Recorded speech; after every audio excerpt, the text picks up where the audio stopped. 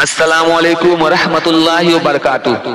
मैं हूँ शहजाद अहमद अमजदी और आप देख रहे हैं अपना प्यारा सा चैनल इल्मी दुनिया। दोस्तों, आज की इस वीडियो में हम बात करेंगे कि हमारी दुआएं कैसे मकबूल हों, वो कौन सा अमल करें कि जिस अमल के करने के बाद हम जो भी दुआएं मांगेंगे तो हमारी दुआएं अल्लाह तबारक व तआला कबूल कर लेगा। तो उससे कबल एक छोटी सी गुजारिश करता हूँ कि अगर अभी तक आपने अपने प्यारे से चैनल इल्मी दुनिया को सब्सक्राइब नहीं किया है तो सब्सक्राइब करके बेल आइकन को दबा लें ताकि लेटेस्ट वीडियोस हमारे सबसे पहले आप तक पहुंच जाएं। वो इसमें आज़म क्या है, जैसा कि आप मोबाइल स्क्रीन पे देख रहे हैं, वो इसमें आज़म है ला इलाहा इल्ला अंता सुब्हानका इन्नी कुन्तु मिनज़ ज़ालिमीन।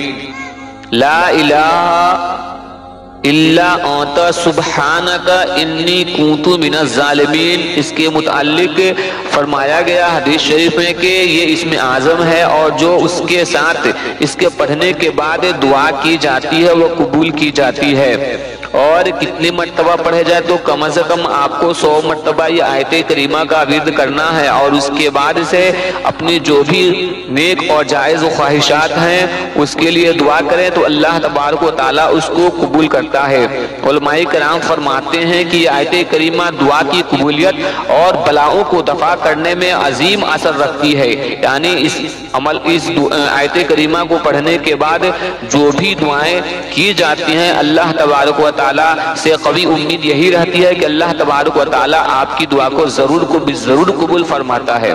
तो दोस्तों, ये वीडियो कैसी लगी आपको, आप हमें कमेंट करके जरूर बताएं।